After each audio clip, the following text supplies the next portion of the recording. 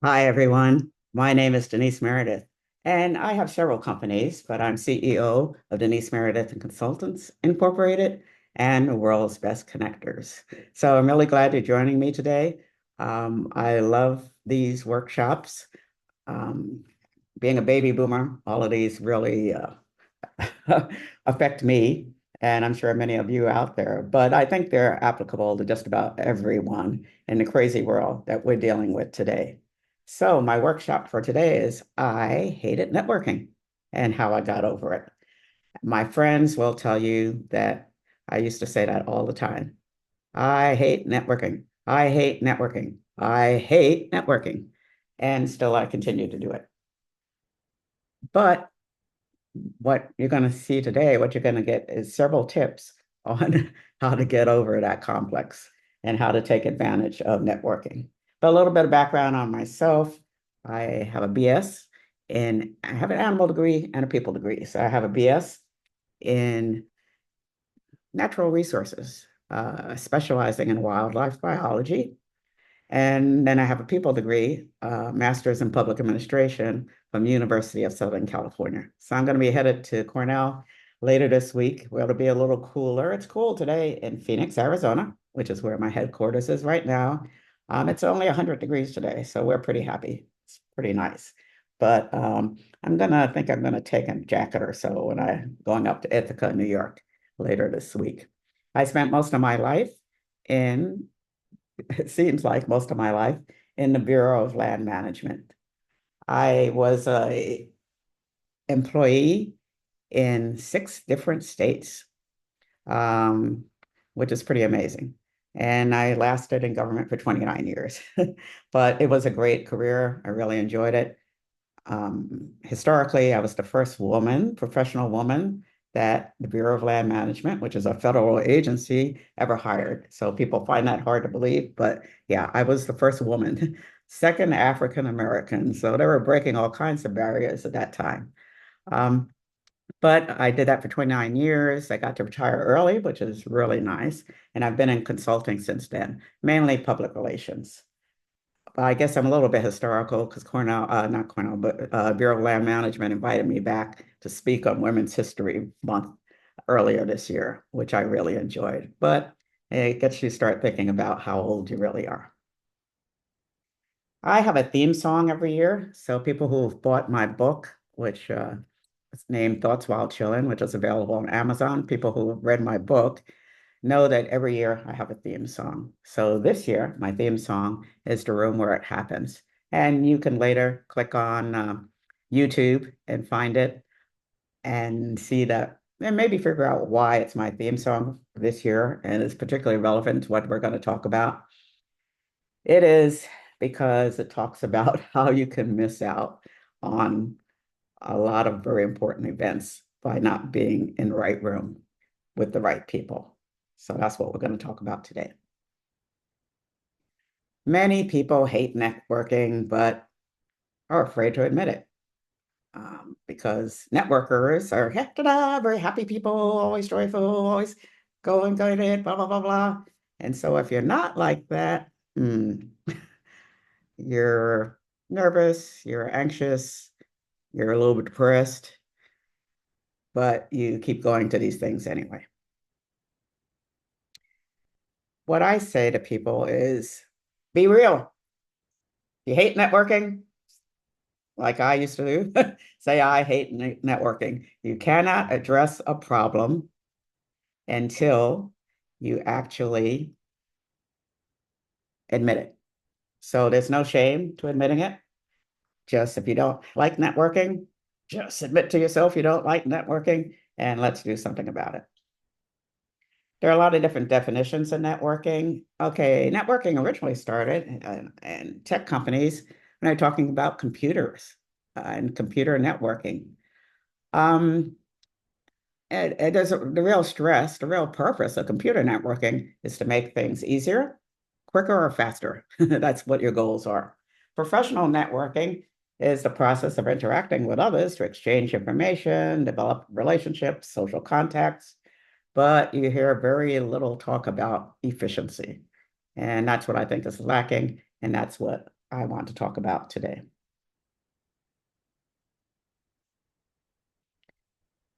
There are a lot of cliche goals about networking, and you all know these. You've been to these workshops before, you've heard it a million times. Networking is great. You get to meet fellow professionals. It's great. You make lots of money. You can make direct sales. You can establish trust with other people. You can gain knowledge about new opportunities. And it provides word of mouth advertising. So somewhere it's supposed to be cheaper than Facebook ads or whatever, and you're meeting people directly and discussing your business. And finally, a lot of it is based on saying the more the better. Network, network, network. You got to network all the time to do better. And what we're going to hear today is that you don't have to do it that way. Okay, so all of these thoughts are my thoughts, not endorsed by anybody else but myself. You can take them or leave them, but I think I'll give them what I tend to do in life. And I was a reporter, freelance reporter for 20 years, is to give people something to think about. So I will give you something to think about. Okay, my idea of positive benefits in networking. One, social, and I'm talking about myself. I'll call up somebody. Hey, did you see that event going on? Are you going to be there? Yeah. So we sort of go together, or we meet each other there. So it's a great place to actually meet people and to make some new friends if you need that. You get to check, for me, I'm a hospitality person, so I get to check out new venues, which is sort of fun. Hey, it's going to be at some hotel. I haven't been, that's a new hotel. I haven't been there before. Let me go try that out. So that's something that comes up for me, not for everybody, but I like to see new places. Have fun. For some people, networking is fun. Other people, it's not. We'll talk about that. To me, the ones that I go to are going to be fun. It's excellent for certain professions. It's better for some professions than others. It's best if you're selling something. People can touch, feel, whatever. But you can get by with promoting services as well. Challenging opportunities to develop communication skills. People ask me, I used to be known as the world's best connector and made it into a whole organization of people like myself. But people ask me, well, how do you get so many contacts? How did you do all of this or whatever? I just talk to people. Talk to people. Networking obviously gives you a chance to talk to people. Practice. You can practice your mission statement or your vision statement, whatever you want to do on that. Got to be careful about that, but you can do that. But me, I'm practicing all the time. I'm standing there. I'm going to be talking to the person in front of me in line at the grocery. Wherever I am, airplanes are great. Sitting next to somebody, if they don't look like they want to talk, don't talk to them. But if they are conversant, it can be very interesting what you learn on airplanes. Some of the cons of networking. See if I can move myself over a little bit here. Okay. Some of the cons of networking takes up time. I'm old. I don't have a lot of time to waste. You can waste a lot of time networking. It can be expensive.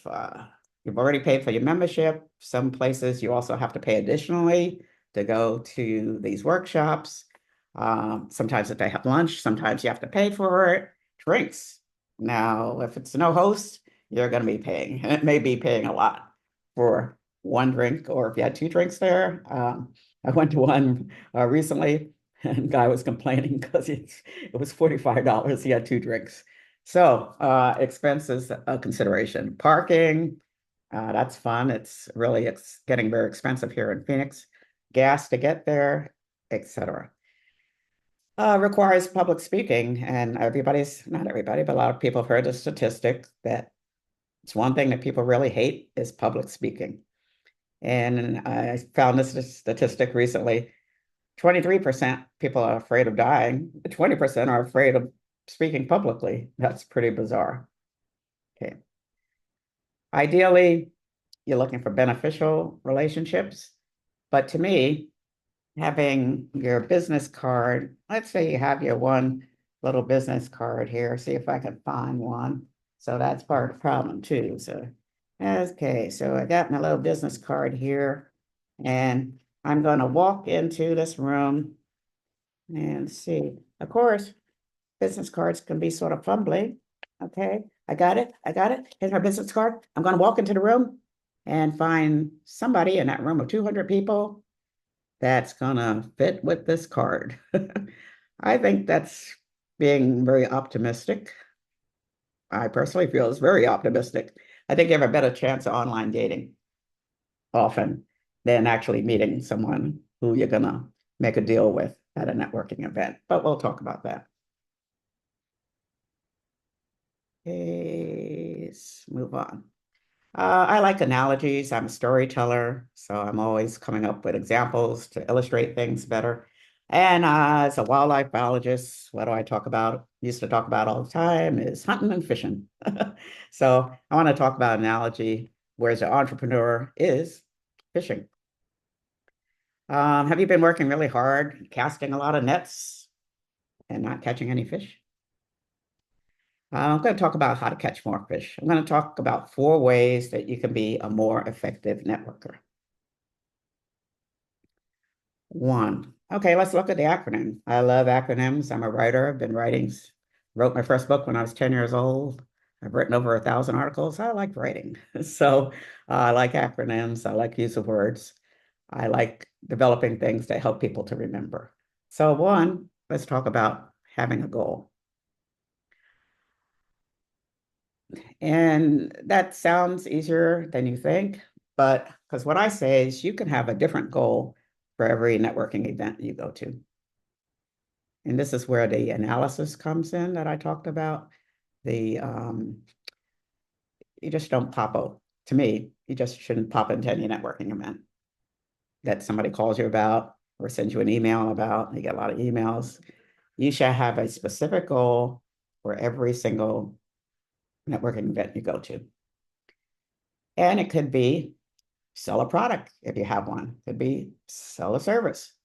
To me, see a new venue. It can be a lot of different goals, but be sure you have one. A is for attitude. And we're going to spend some time talking about that. But you really, it's your attitude, but we're going to talk about other people's attitudes at the networking event as well. T, target the right audience. We're going to talk about that, how to engage the right people. You have a service, you have a product, you have to do it right. And finally, engaging. So this is just a quick way to remember the things you have to keep in mind. Okay, so let's talking about having a goal. This is the most important step. There is no right or wrong goal. There's no good or bad goal, but there is effective goals and not effective goals. They can be, you can have numerous goals, but again, I think you should have a specific one for each networking event. One could be how to sell your product. You got a new invention, or you got a new service you're trying to push. That's pretty obvious. Social reasons. If you are new to town, networking can be very important. Okay, you need to meet people. In some cities, that's easier than other cities. I imagine I lived in California, but I lived in Northern California, which is a lot different from Southern California. I would think it's harder to find new friends and people in Southern California because you're always in your car. Okay. So versus a New York where you're surrounded by people all the time. It's a little different there. See a new venue. I talked about that. You just want to go hang out at a new place. And some people forget, learn more about your own profession by going to a network event. So are you fishing to catch something good to eat? Are you just trying to enjoy the scenery? My dad used to like to go fishing. He was raised on a ranch in Texas.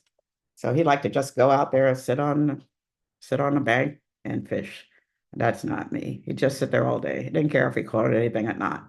He was there for the scenery, so to speak. So if you want to go for that, that's something you can do too. Or do you actually want to make some money? Have a goal.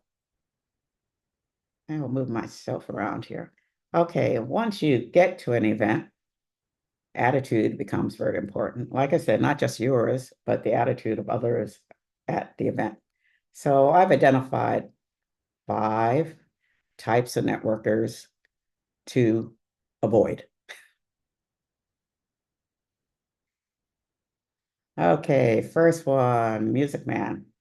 I know a bunch of these guys. Actually, they're very entertaining. And I will say, my friends know me. I have friends that I have people I say are great to have a drink with. And then there are people who are great to have business with. Sometimes, very rarely, they're the same. But the Music Man, he's great to have a drink with. He's fun. He lights up the room. He's loud.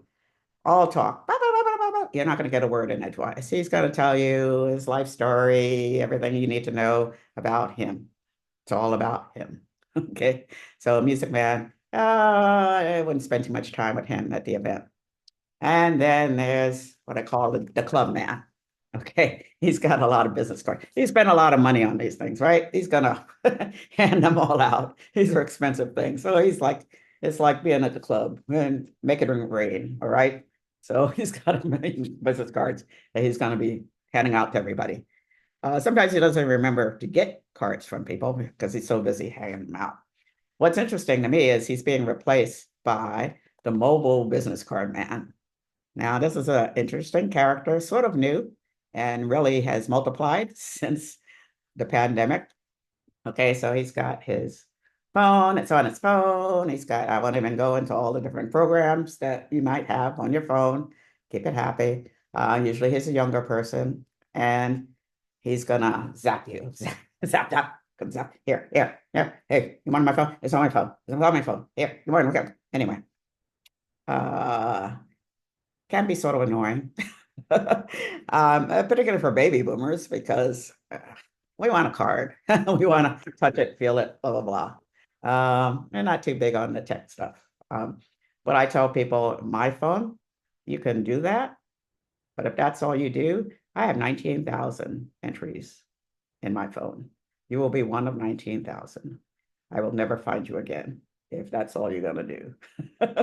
We need to talk. I get to know something about you. Really would like a card. Or if you do have it that way, I'm perfectly capable of getting your information on my phone, but I'm going to have to stop and put some notes in where I met you, what you do, or else I'll never find you again. So the club man, he's don't get too much information out of him, but you do get his card. Okay, then this is Ms. or Mr. Wallflower. I think what I've seen is 50-50. I can't say there's more women than men in this. But anyway, you know why she's there. And she doesn't either. She's not talking to anybody. He's up against the wall. Um, Stays in a corner, holy man. So there are some of those people. Those are people who don't like public speaking. These are one of my favorites. Mr. and Ms. Looker, dressed to the nines. Ferragamo shoes, Gucci bags, Rolex watches. They're there for a reason. Okay. They're there for a date. And that's perfectly fine. That's a place to meet people. It's a place to meet a lot of people. But don't know that you'll get much on the business side. But if you're looking for a date, maybe this is a new way to try it. And then finally, and this is an interesting person because this guy is great. Okay, this guy is great. He's professional, he's articulate, he's personable, he's responsive, and normally he instantly goes into my want to have a drink with pile, but he may not be a fit for your service. So you might spend all night talking to him or her. They might become a friend, which is fine if that's what you came for. What is your goal? Okay. So this person's good to meet. Put them in your electronic Rolodex, and you may have need his services later. But right now, he's just not a fit for you. Okay. T. Talk about that was attitude. Talking about target audience next. Of Alaska, I've been up to Alaska several times. Alaska is in my jurisdiction, obviously, with the Bureau of Land Management, and it's fascinating. You have to go. It's something that you cannot explain to anybody. You have to see it. You can read about it, you can see pictures of it until you see it. But anyway, up in Alaska, you actually can go fishing. but you have to use the right lure and be in the right place. And this is old. I had this as several years old, but several years old, there were 1,400 networking groups in Phoenix metropolitan area. 1,400. Okay. You can find a networking group for anything you want to do. Or some of them are what you don't want to do. There's one group I know, it's called I Don't Like Clubs. So anyway, you can find places, people that want to do things or not want to do things. This is very important that you target someone that's going to help you meet that goal. Remember, whatever your goal is, it can be different things for different times, but they're there, they're out there. Look on LinkedIn. You can do something like Dripify is one of the programs out there, all these different programs out there. Um, Facebook, look for groups. You can find a group that's going to fit you. So if you want to know more about profession, look for your tribe. Look for people that are doing the kinds of things that you're doing. Yeah, so they're competitors, but you're going to learn something about them.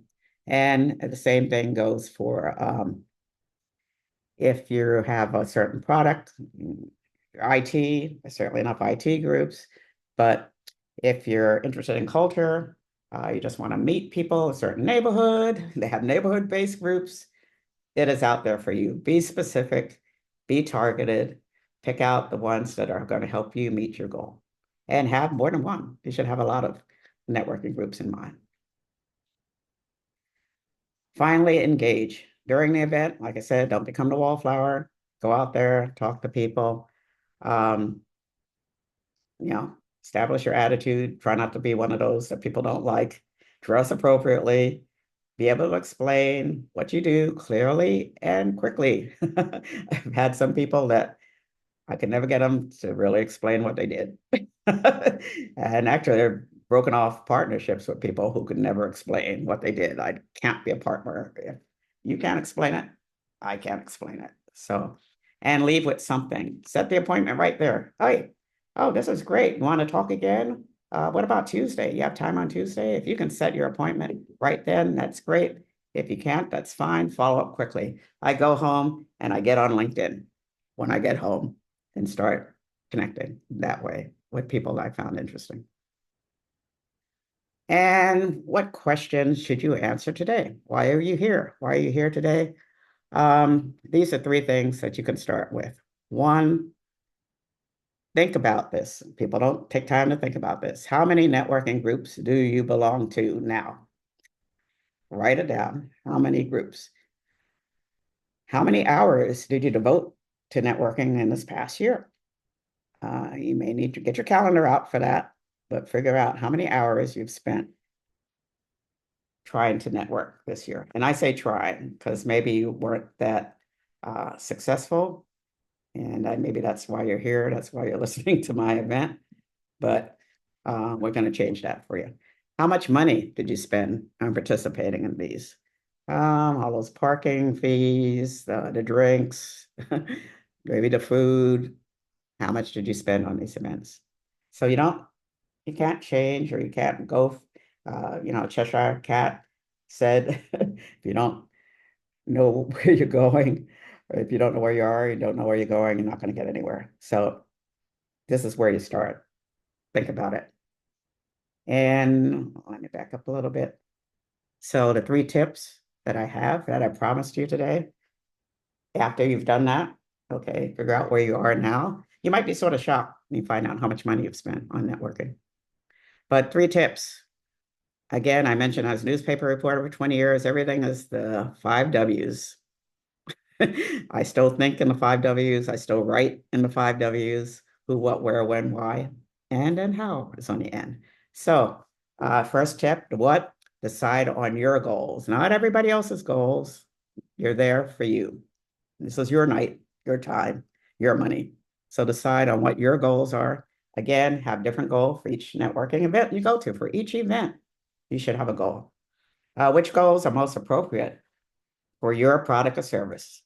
Again, you don't go fishing for mahi mahi in Alaska.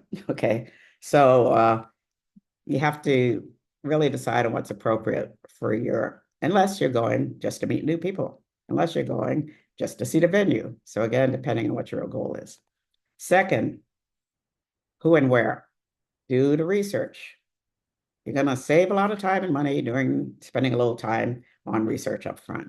Use social media. You can identify your tribe. You can identify a zillion events, Eventbrite, all of those things. I get overwhelmed with invitations to events.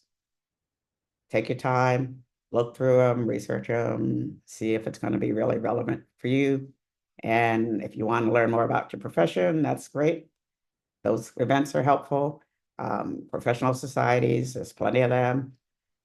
Some of the chambers are specialized. Or do you want new customers yourself? It's two different, again, different goals there. And third, why and when. Set a specific goal for each event and follow up immediately. It's no need coming home with 50 cards that you sit on a desk and nothing happens. Follow up, preferably the same day that you started with that.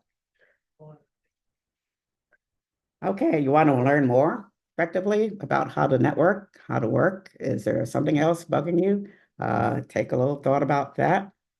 And whoops, come back and contact me. Because one of the things I do, friends know I do a lot of things.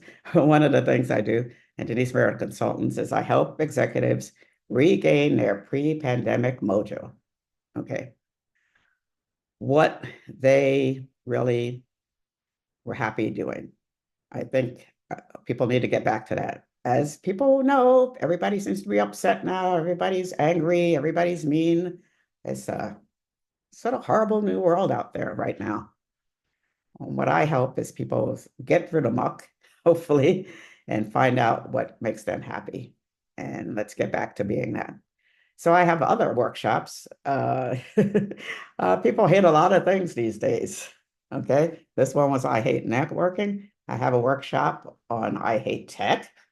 Oh, that's pretty popular. In fact, some of the same people that I hate that hate networking hate tech as well. I think it's particularly appropriate today. I'm here at Workuity, where I have office space, and they were running around a couple of hours ago. I guess it was announced on television that there's a worldwide problem with Wi-Fi today. Wi-Fi is going out left and right all around the world. Okay. So here, some of the offices lost our Wi-Fi today. Luckily, I did not, so you can see me, but it was touch and go. That doesn't help the I hate tech people. Okay. So, well, but and again, I will work with you. If you come to the workshop, that's fine, or individually, I will work with you at getting over your dislike of tech because I hate tech too. In fact, one of my nicknames or mottos that is used is I'm a tech person that hates tech. So people can relate to that. And then you have the I hate millennial people, okay?